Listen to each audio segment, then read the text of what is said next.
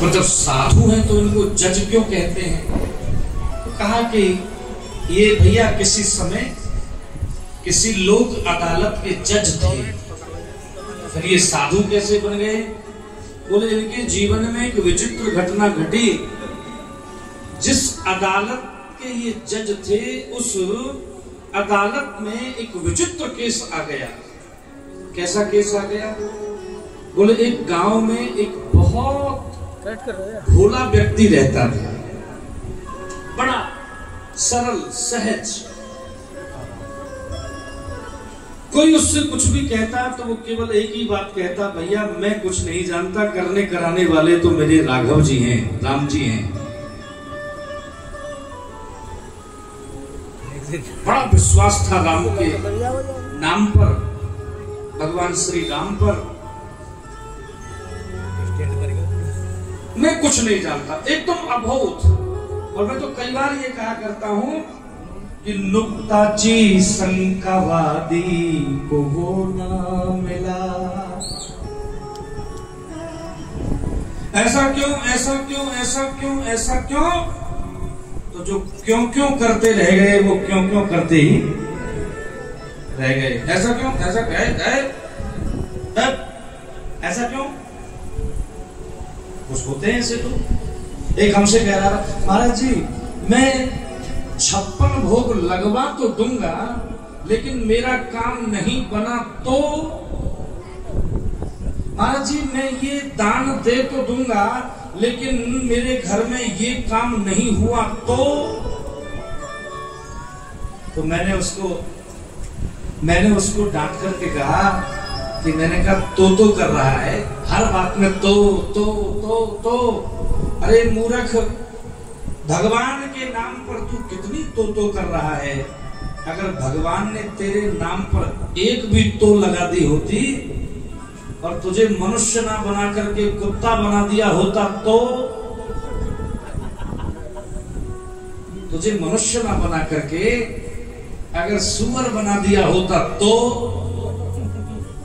फिर जितने बढ़िया गद्दे पर बैठ करके आज सत्संग का आनंद ले रही हो, क्या ये संभव हो पाता? अभी कोई नीचे से कुत्ता ऊपर आ जाए तो लेके लठ भागोगे। बताओ तो कितनी सहजता और उदारता है हमारे ठाकुर की कि हमें मनुष्य बना दिया। ये बढ़िया आलती पालती मार के और बढ़िया पंखे चल रहे हैं, नीचे बढ़िया गद्दे बिछ रहे हैं और सत्संग का आनंद ले रहे हैं। ज्यादा तो मत करिए, आप इतने होशियार नहीं हो गए। भगवान के नाम पर सदैव विश्वास पूर्वक काम करना चाहिए। मैं तो ये कहा करता हूं कि उत्तर सागर में जो उसको मोती मिले। शब्द समझ में आ रहे हैं क्या? उत्तरा सागर में जो उसको मोती मिले, खोज की जिसने मेरी मुझे पा गया। बोलो, खोज की जिसने मेरी मुझे पा। कह दूं, नुक्ता ची शंकावादी को मैं ना मिला। नुक्ता ची शंकावादी को मैं ना मिला। भीलनी का मुझे भोलापन भा गया। भीलनी का भोलापन भा गया। मुक्ता जी शंका वादी को मैं मिला। भीलनी का मुझे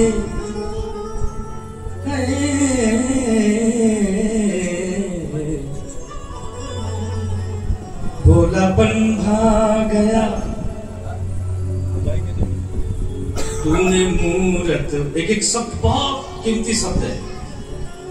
तूने मूरत गढ़ा में तो पाषाण था, ये तूने पत्थर कहा मैं तो भगवान था।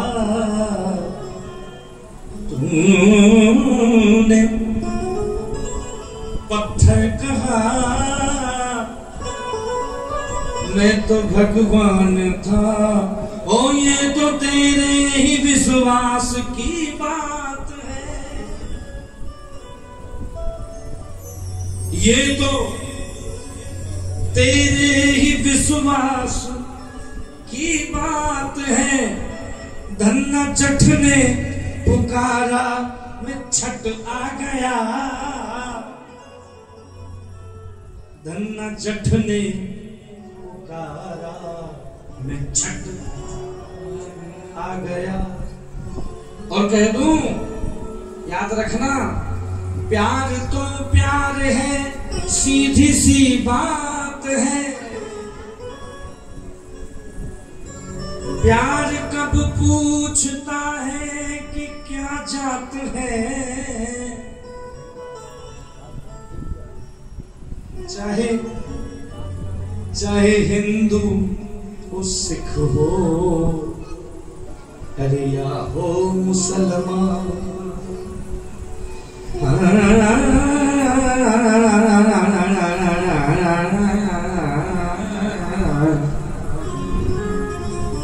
ये चाहे हिंदू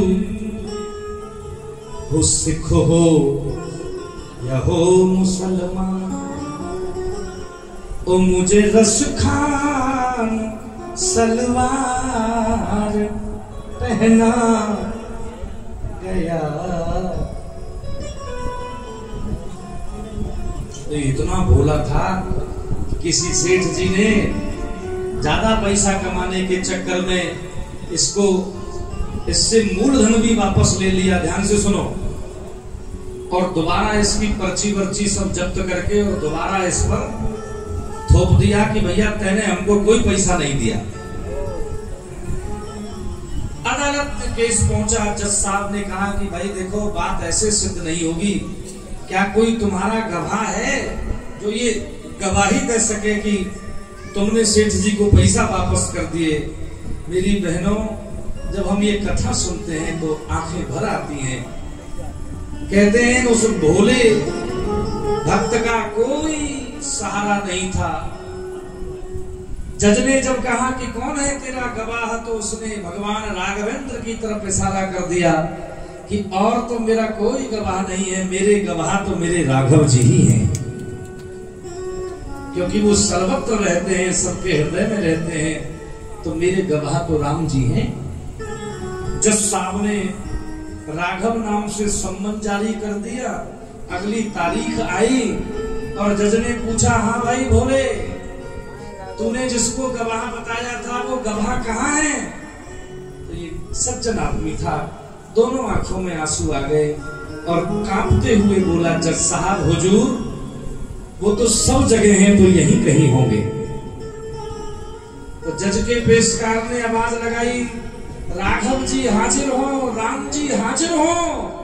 और जैसे ही तीसरी बार आवाज लगाई कि राघव हाजिर हो, सो क्या देखा, एक बूढ़ा सा बाबा, माथे पर चंदन, गले में कंठी, हाथ में लठिया टिकाए हुए चला आ रहा है। हाजिर हूं सरकार, हाजिर हूं सरकार, हाजिर हूं, हाजिर हूं सरकार।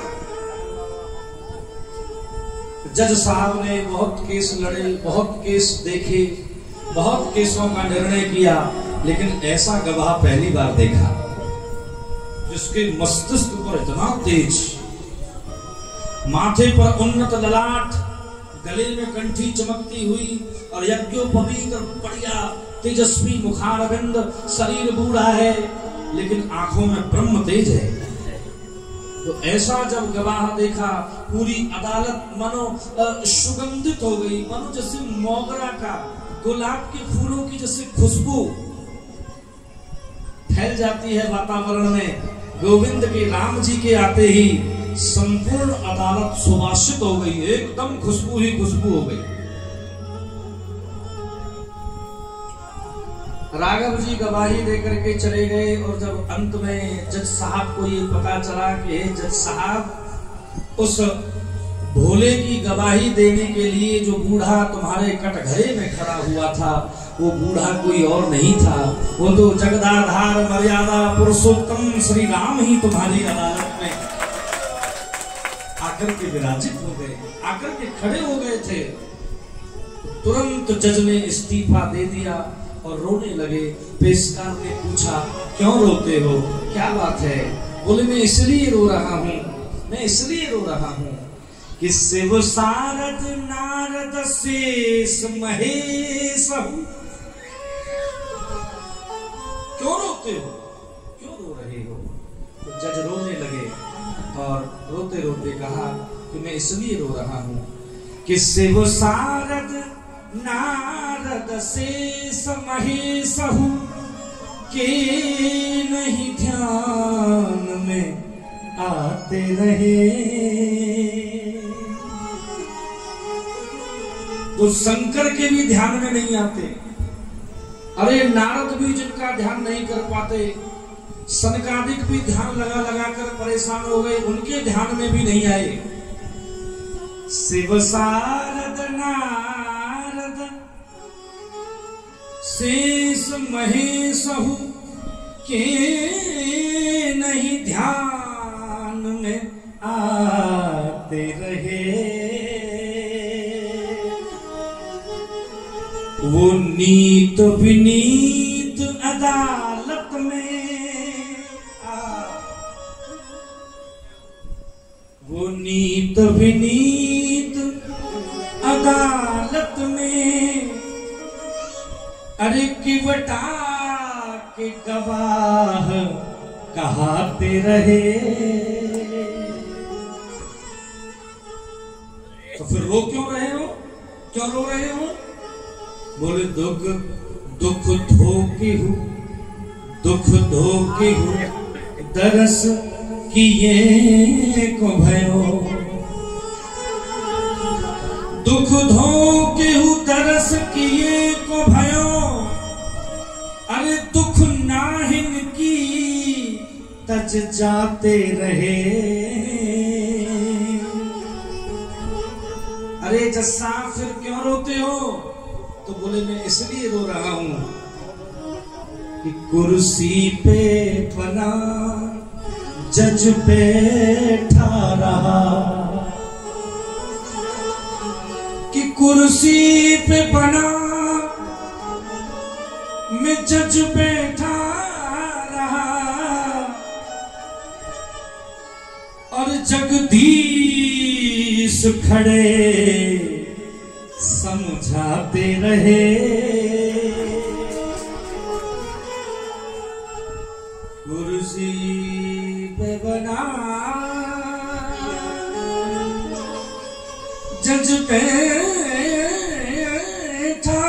रहा, ए जगदीश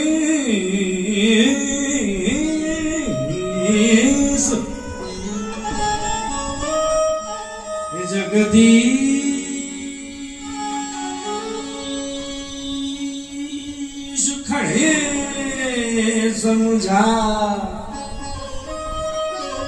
समझाते रहे।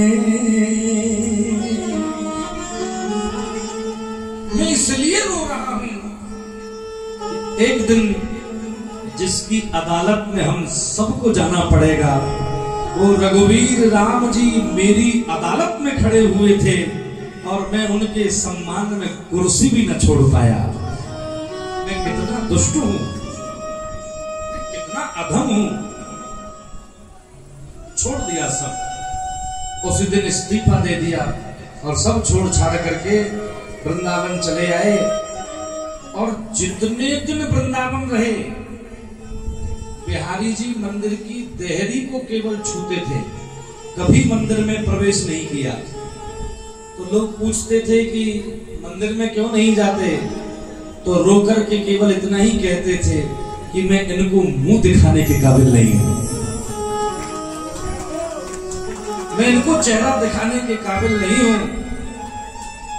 कि कुर्सी पे बना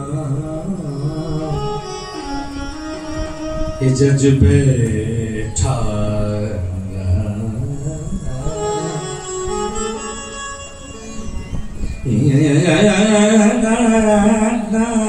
जगदीश खड़े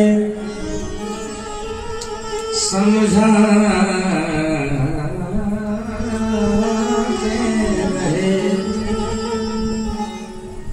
ऐसा भाव है, परमात्मा से संबंध बनाना चाहिए।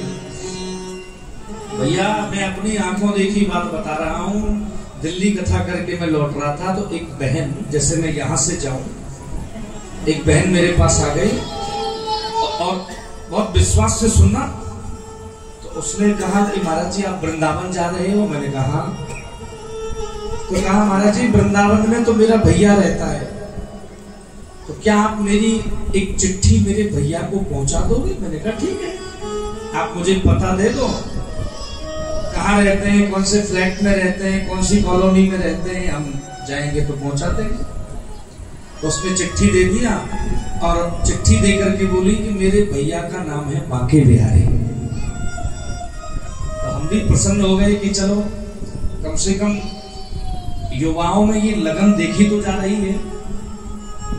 आश्चर्य तब हुआ जब मैंने उस बहन की चिट्ठी को ला करके बांके बिहारी के मंदिर में खड़ा होकर के जब मैं उसको पढ़ने लगा, सच कहता हूं मैं पढ़ नहीं पाया, आंखों में आंसू आ गए। उस चिट्ठी में उस लड़की ने लिखा था कि हे भैया बांके बिहारी, अगले महीने मेरी शादी है, तो तुम नहीं आओगे क्या? अगले महीने मेरा ब्याह है, तो क्या तुम नहीं आओगे? मैंने आधी चिट्ठी पढ़ी और बंद करके वहीं मैं ठाकुर जी के चरणों में उस चिट्ठी को रख करके आ गया। अगले दिन उसका फोन आया और कहा महाराज जी क्या आपने मेरी चिट्ठी मेरे भैया बांके बिहारी को सुना दी? तो मैंने उस बहन से झूठ ही बोल दिया। मैंने कहा नहीं बिटिया, अभी मैं जा नहीं पाया, अभी जाऊंगा तो फिर बाद में कभी सुनाऊंगा। तो आपको मालूम है वो बहन क्या बोली? मेरे से फोन पे बोली, महाराज जी आप झूठ बोल रहे हैं, आपने मेरे द्वारा दी गई चिट्ठी मेरे भैया बांके बिहारी को सुना दी है। तो मैंने कहा मैंने कहा तुझे कैसे मालूम चला? बोले कल रात मेरे भैया बांके बिहारी मेरे स्वप्न में आए थे और कह रहे थे बहन मुझे तेरी चिट्ठी मिल गई है और मैं तेरे ब्याह में आऊंगा। धन्य है ऐसे भक्तों को। याद रखना बहनों, मीराबाई कोई सतयुग में पैदा नहीं हुई थी, वो इसी युग की थी। इसी युग में रहते हुए उस मीरा ने कह दिया था कि मैं भटकूंगी दर दर न छोड़ूंगी गिरधर,